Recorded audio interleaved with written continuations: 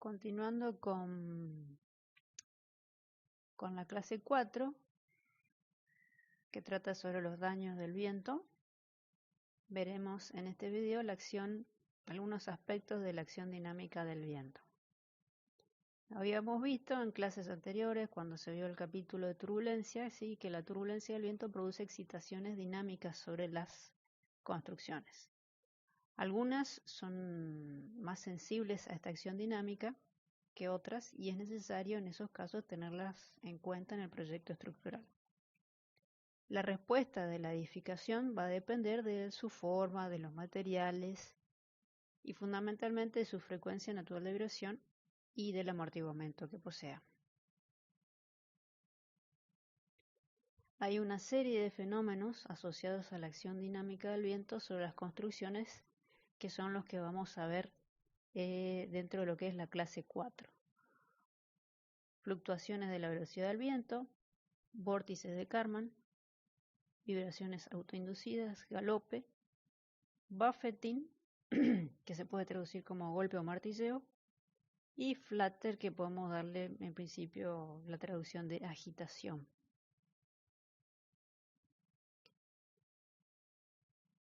Bueno, habíamos visto también, recordando, que se pueden producir vibraciones transversales. Estas vibraciones son producidas por las fuerzas inducidas por los vórtices que se producen a sotavento de la sección de una edificación esbelta. Habíamos visto que en el caso de un cilindro, ¿no es cierto?, por acción de la viscosidad, ¿no es cierto?, la capa límite laminar, se produce un punto de separación del flujo que forma una capa límite de corte, y dentro de esta estela a sotavento se generan dos vórtices, A y B, que inducen fuerzas laterales. ¿Sí? Esta alternancia de los vórtices son las fuerzas laterales inducidas por ellos. ¿Sí? Acá se puede ver cómo inicia el derrame del vórtice. Se puede ver en esta animación, ¿sí?, cómo se puede dar la alternancia de desprendimiento de vórtices detrás de un cilindro, que son los llamados vórtices de Kármán. Si el desprendimiento de estos vórtices coincide con la frecuencia natural de la estructura, puede llevar a la estructura a la resonancia.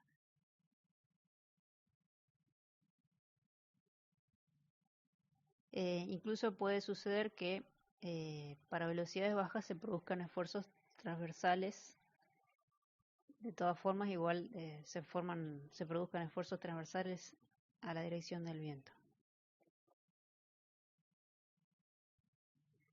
Ya habíamos visto también, recordando, que en un cilindro de eje vertical actúa una fuerza Fa provocada por la acción del viento en dirección longitudinal, que se llama fuerza de arrastre.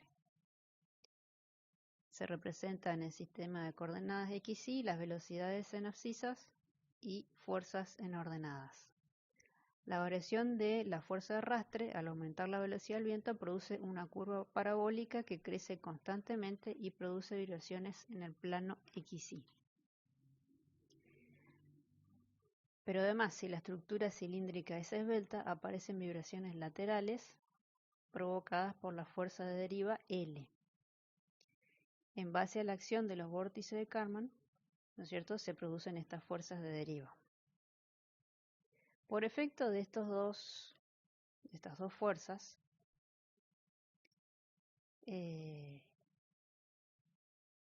dijimos, se forma una fuerza transversal L llamada fuerza de deriva.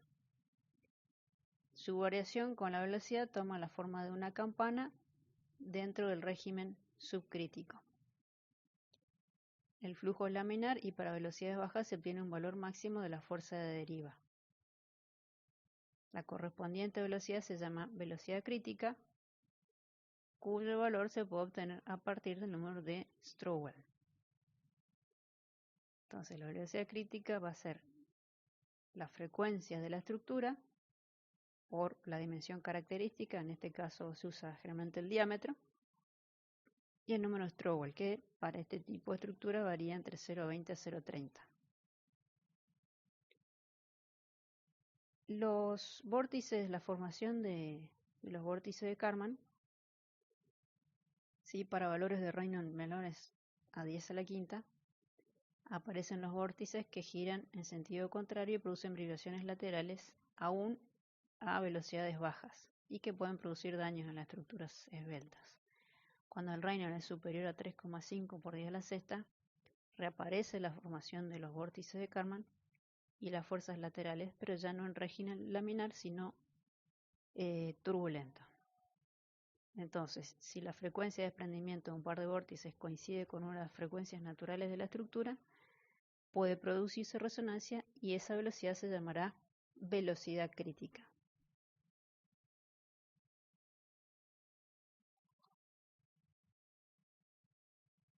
Veamos ahora, ¿sí?, qué sucede cuando a nuestra estructura le agregamos una aleta a sotavento.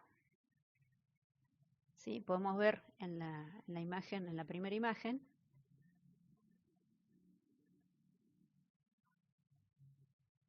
¿sí? En la primera imagen vemos, se muestra que se forma un fuerte desprendimiento detrás del cilindro simple. ¿Sí? El cilindro simple, hay un desprendimiento de vórtices. En el caso 2, en el que se ha agregado una aleta de longitud menor al diámetro del cilindro, ¿sí?, todavía pueden verse una ligera oscilación de la estela. El cilindro va a oscilar, pero con una amplitud menor y probablemente con una frecuencia diferente. Cuando aumentamos la longitud de la aleta para que sea igual o mayor al diámetro del cilindro, prácticamente se elimina la oscilación. ¿Sí? Entonces, esta es una de las soluciones que se adoptan, ¿sí?, para cortar, para eliminar la formación de vórtices sobre este tipo de estructuras. Es decir, se puede realizar un texturado exterior mediante orificios o nervaduras, ¿sí?, o colocar aletas helicoidales o simplemente una aleta, ¿sí?, y con esto se evita la formación de los vórtices y el peligro de resonancia de la estructura. Entonces, podemos ver en esta imagen, ¿sí?, la gráfica, ¿sí?, de esta estructura cilíndrica sin la entalladura helicoidal y con la entalladura helicoidal, donde con esta solución se elimina el desprendimiento de vórtices. Existe otro efecto que se llama ovalización, ¿sí?, en el cual se produce la deformación del elemento, ¿sí?, se produce la deformación del aro y que se llama ovalización.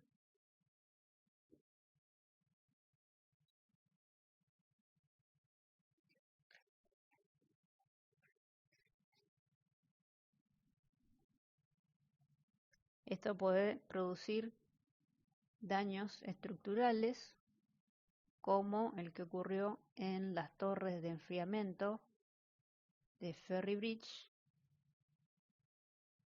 ¿sí?, torres de enfriamiento de una planta, ¿sí?, en una hora que se dio un viento fuerte, ¿sí?, fueron dañadas 3 torres, ¿sí?, entraron en colapso y sufrieron daños las otras torres por deformación del anillo extremo.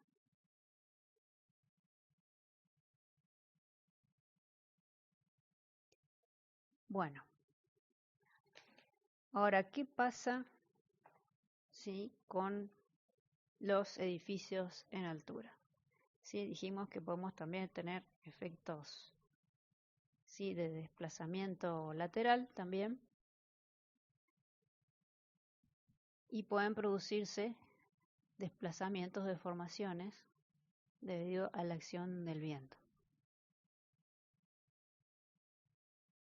Entonces, en esta foto podemos ver la fachada del edificio Millennium, ubicado en la ciudad de Camboriú. Sí, es un edificio que se encuentra en la bahía, ¿sí? Se recibe la acción del viento de manera directa, sí, porque se encuentra directamente sobre el borde de la bahía. Y lo que vamos a ver ahora es en un día de tormenta, ¿sí? Con ráfagas que no superaban los 120 kilómetros por hora, se produjeron desplazamientos en los pisos superiores que suelen ser los más caros, ¿sí? Los más lujosos, ¿sí? En este caso, el dueño del departamento donde se ubicaba esta piscina, ¿sí? Sufrió, ¿sí?, el derramamiento del agua de la pileta debido a las oscilaciones que se producían en el edificio, ¿sí? Entonces, son estas deformaciones excesivas, estas oscilaciones, las que debemos evitar en los edificios en altura.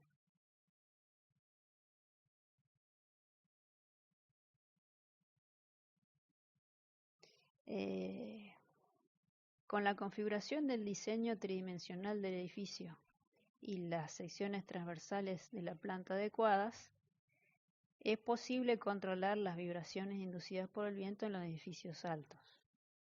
De esta forma se consigue un gran ahorro que de otra forma sería necesario para aumentar la masa, la rigidez y la amortiguación, necesarias, ¿no es cierto?, para estabilizar las estructuras contra las vibraciones excesivas del viento.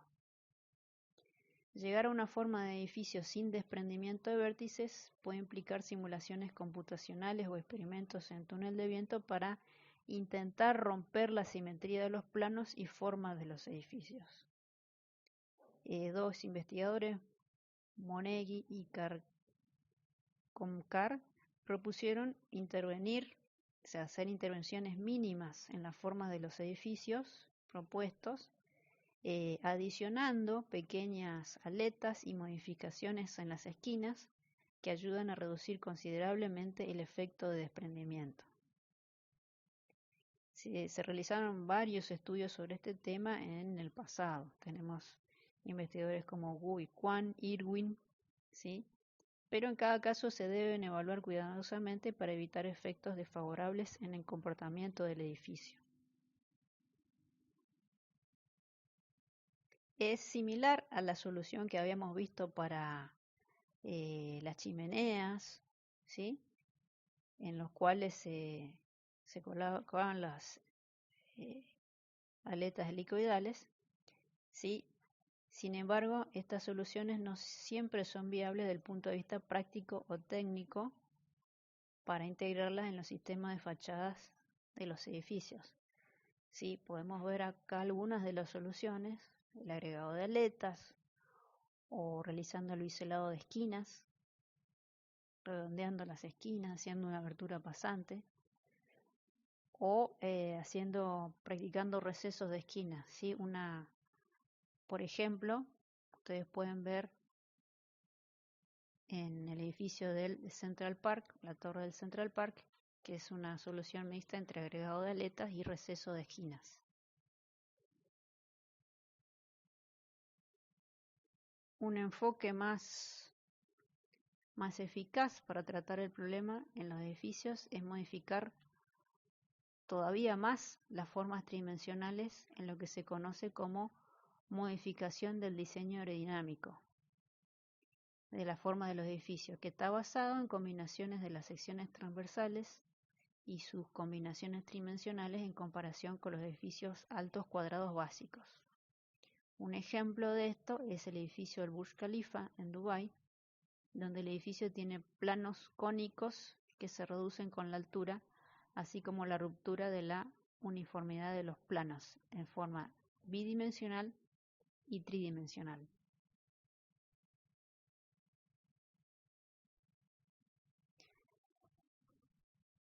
Entonces, continuando con las soluciones para el caso de deformaciones excesivas, ¿sí? O para evitar la amplitud, ¿sí? Decimos que la amplitud de las vibraciones causadas por desprendimiento de vórtices se puede reducir aumentando el amortiguamiento de la estructura. Entonces, estas deflexiones, deformaciones por efectos dinámicos, hemos visto como en el video que hemos visto, crean incomodidad en los ocupantes.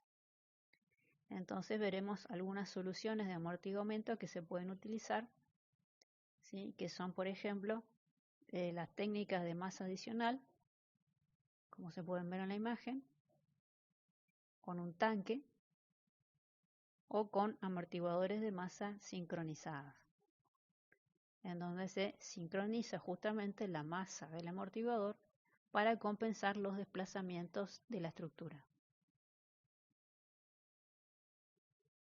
Otras soluciones pueden ser el amortiguamiento interno de la estructura, ¿sí?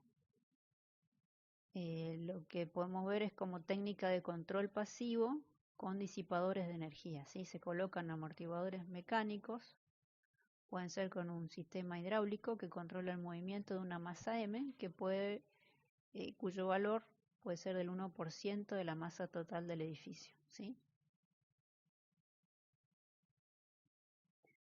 Por ejemplo, veamos acá una solución, ¿no es cierto?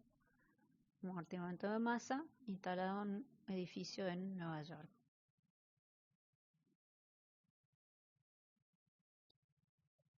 También se pueden utilizar disipadores viscoelásticos, ¿sí? Como el que se puede ver en la imagen.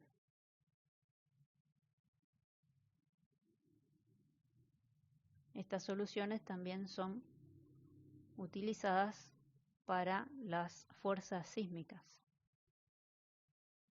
Otro ejemplo de amortiguador de las Petronas, de las torres Petronas. Y el amortiguador de masa más famoso, que es el amortiguador mecánico de la torre Taipei 101 en China, ¿sí? Que es un amortiguador de masa que se encuentra entre los pisos 91 y 87, ¿sí? Al cual tiene acceso el público y que puede observar el desplazamiento el funcionamiento del amortiguador de masa en tiempo real. En una de las tormentas más importantes que sufrió en su vida esta torre, el desplazamiento del amortiguador de masa se midió cercano al metro, o sea, se desplazó 1 metro durante un suceso de tormentas fuertes. Sí, podemos ver también en este otro video el principio de mecanismo de funcionamiento de un amortiguador de masa, ¿sí? Tenemos dos estructuras, una sin amortiguamiento y otra. Bueno, en la primera parte del video se va a producir el desplazamiento de las dos estructuras y el mecanismo se va a mantener sin funcionamiento. Entonces vemos cómo las dos estructuras se mueven debido a la acción horizontal que le aplicó con la mano, ¿sí? Y ahora, con el amortiguador de masa en funcionamiento, podemos ver cómo la masa compensa los desplazamientos y evita el desplazamiento de la estructura. ¿Sí? Ese es básicamente cómo funciona un amortiguador de masa.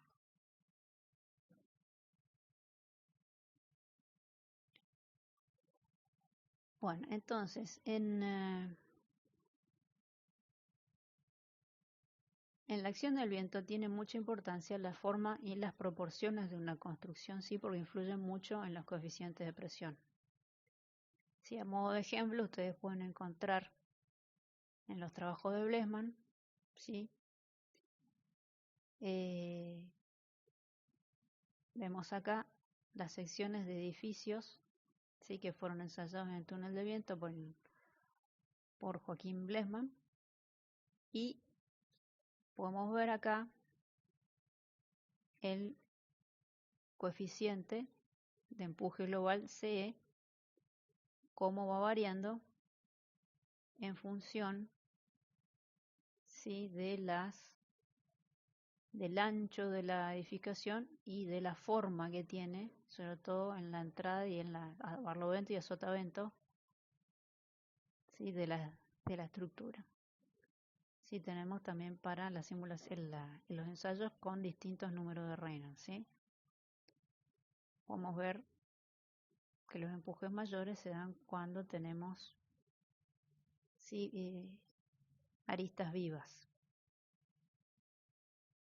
Las otras secciones son un poco más aerodinámicas.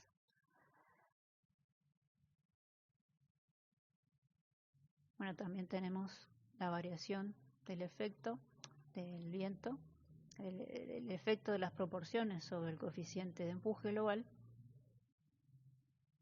¿sí? Para la misma altura y distintas proporciones, o misma proporción y distintas alturas.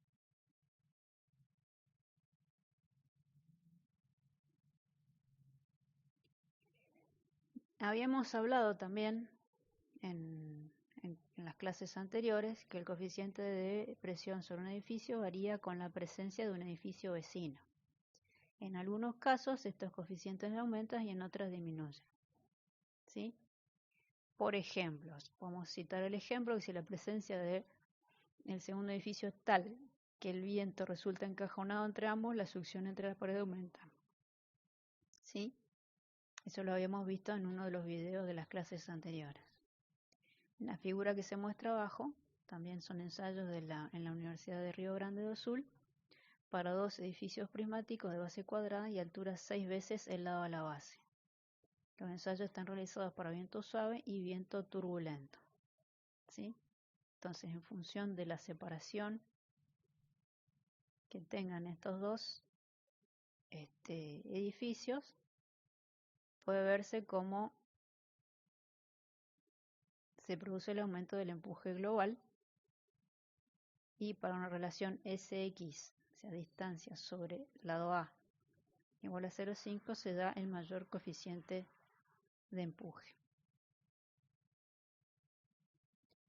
Bueno, esto es lo que habíamos hablado de el encajonamiento, funneling o channeling en inglés, ¿sí? Del viento entre dos obstáculos, que aumenta la velocidad del viento y afecta el confort de los transeúntes.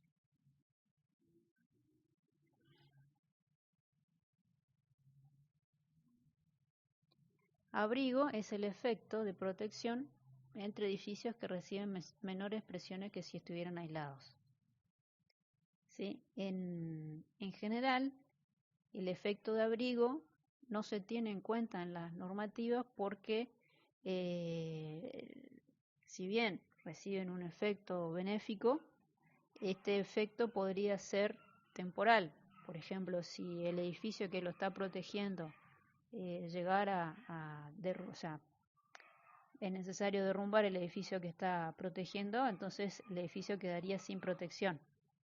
Entonces, como puede ser una situación no permanente, eso no se contempla en general en los reglamentos, el efecto de abrigo. Bueno, y antiabrigo es lo contrario, ¿sí? Un efecto perjudicial sobre otra edificación debido a otras edificaciones, ¿sí? Ya hemos visto el efecto Venturi por la canalización del viento.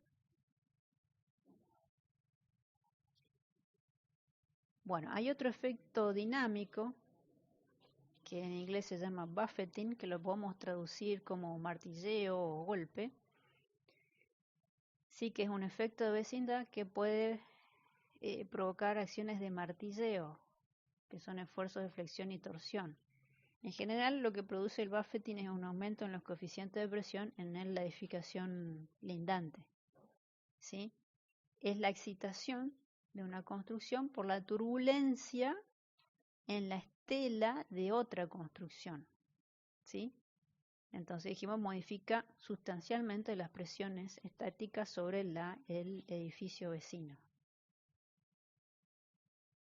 ¿Sí? Entonces, en este caso de interferencia, el buffeting suele caracterizarse como la influencia de las fluctuaciones turbulentas inducidas por un edificio sobre otro edificio.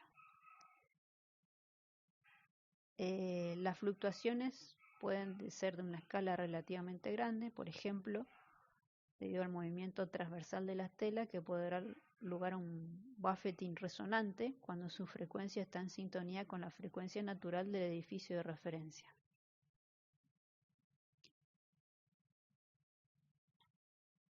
Entonces, podemos hablar de 3 distintos tipos de interferencias, ¿sí?, en edificios en altura,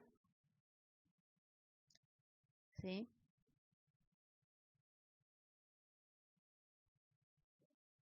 En el primer caso, en el caso de la figura A, hablamos de abrigo, ¿sí?, una estructura que se encuentra detrás de otra y ve reducido el efecto del viento sobre él, ¿sí? En la figura B, no necesariamente el buffeting se va a producir con una estructura que está directamente, ¿sí?, alineada detrás de otra estructura. También puede darse el efecto de buffeting, ¿sí?, como se ve acá en la figura. Las fluctuaciones a pequeña escala de la capa de corte afectan la aerodinámica del edificio a sotavento. Esto también se considera buffeting. El buffeting puede tener una gran influencia en el comportamiento dinámico de un edificio alto. Trabajos como los investigadores Bailey y Kwok han informado de aumentos en la respuesta dinámica con un factor de 3,2 a 4,4. Estos efectos dinámicos del viento se relacionan principalmente con la amortiguación a gran escala, es decir, la amortiguación resonante. Los aumentos de carga máxima local pueden ser el resultado tanto de las grandes como de las pequeñas sacudidas. Depende de la posición del edificio. El buffeting suele observarse en configuraciones en tándem, como hablamos, o escalonadas, como el que se muestra acá en la figura. También puede darse, como lo reportó Statopoulos, también puede darse en disposiciones lado a lado. Y en la figura C podemos ver lo que ya habíamos visto, es la canalización o channeling.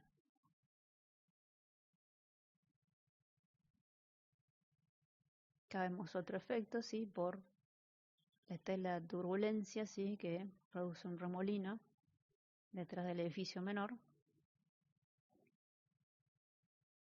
¿Sí? Podemos ver el efecto de vecindad.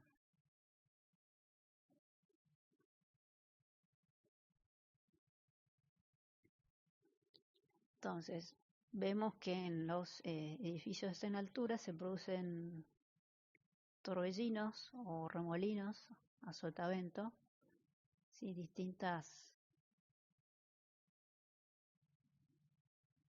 variaciones, ¿sí?, de la separación. Tenemos una capa de corte y distintos vórtices que se producen a sotavento de la estructura. Y en las fotos que vemos a continuación podemos ver una visualización natural, ¿sí?, del flujo sobre edificios en altura que se produjeron de manera natural con la brisa del mar, ¿sí? Ustedes pueden ver acá en un momento en que se produjo una brisa importante y ustedes pueden ver el flujo alrededor de las construcciones en altura, así como asciende y se producen los torbellinos a sotavento.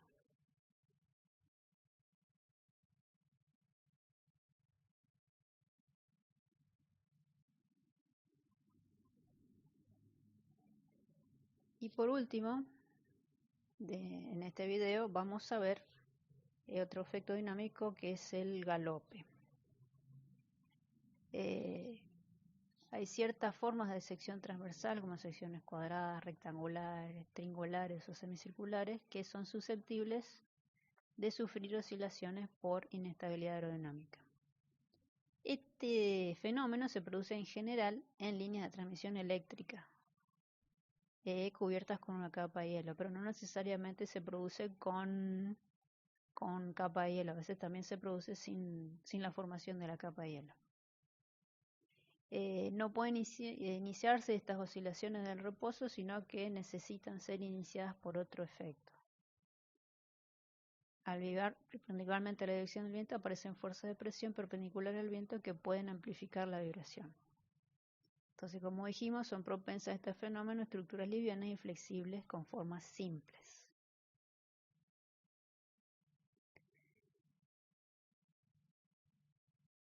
Entonces, se caracteriza porque es de intensidad violenta y de aparición súbita cuando el viento alcanza cierta velocidad o velocidad de disparo, ¿sí? Que varía de un modo aproximadamente lineal con el amortiguamiento estructural. Se produce un aumento de la amplitud de vibración con el aumento de la velocidad del viento, sin un límite superior. Produce movimiento oscilatorio en modo simple, no acoplado, perpendicular a la dirección del vectorio media del viento.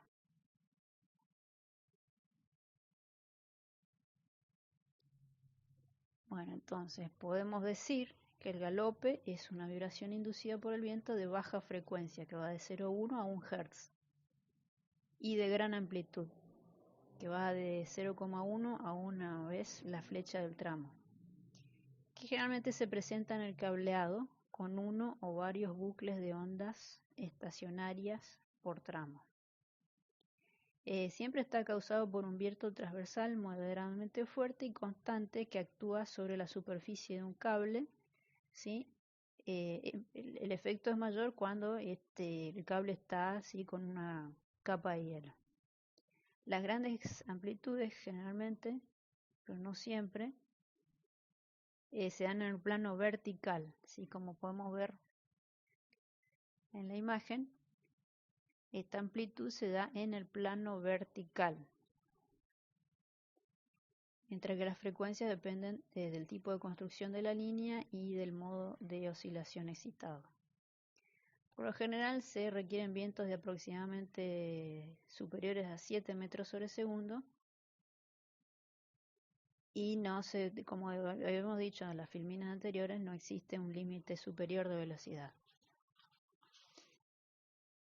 Sí, tenemos otros efectos también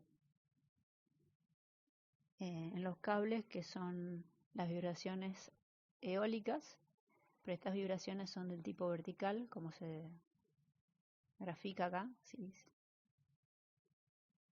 Y también tenemos oscilaciones, pero en este plano horizontal. Es otro tipo de vibración que pueden tener los cables.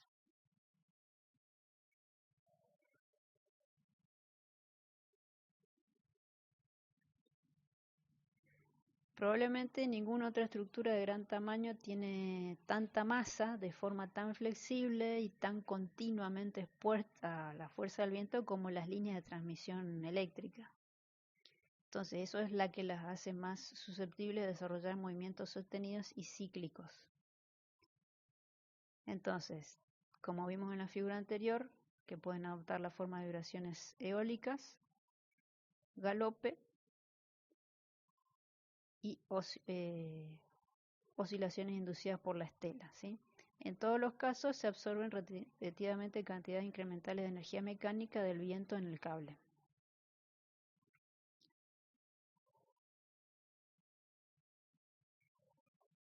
Volvamos a la figura anterior. La vibración eólica está causada por una fuerza de viento alterna que surge de una diferencia de presión asociada a una formación regular de vórtices detrás del conductor. Y la característica de la vibración eólica es que son de alta frecuencia y baja amplitud. Y como dijimos, principalmente en el plano vertical. Y la oscilación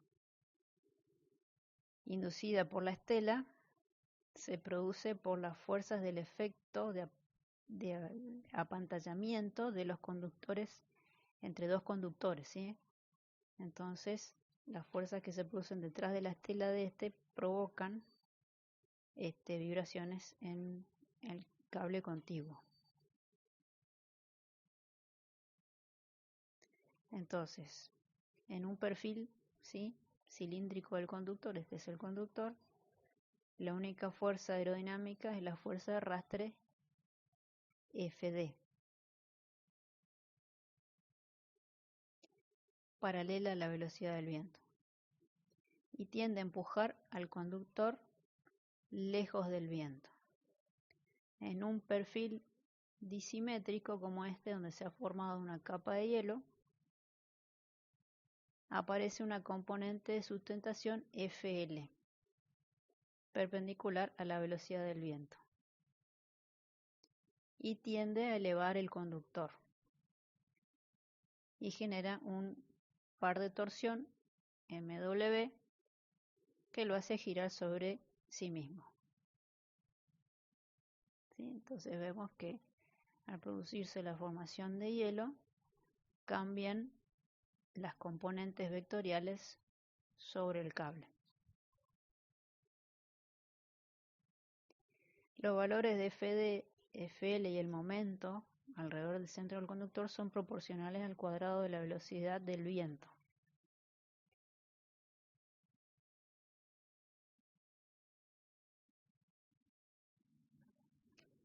Bueno, entonces veamos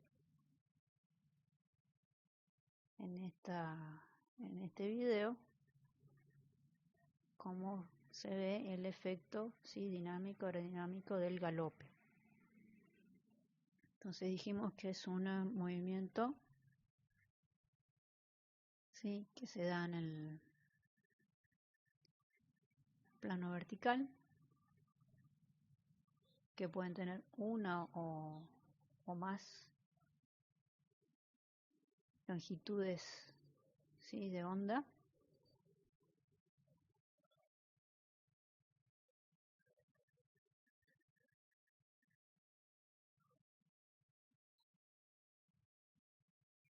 Y se puede ver como en las imágenes ese efecto de galope, ¿sí?, del cable.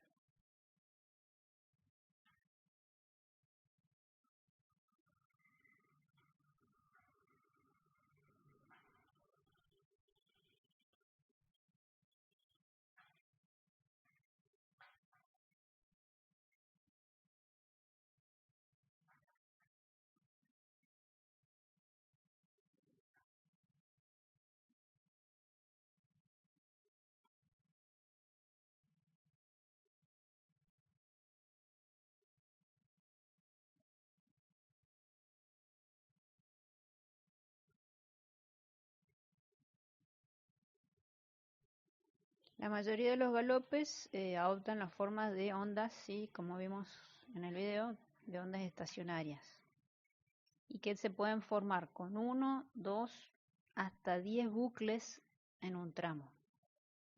En general lo que se observan 1, 2 y hasta 3 ondas por tramo. Además, los galopes de más de 3 bucles suelen tener una amplitud pequeña.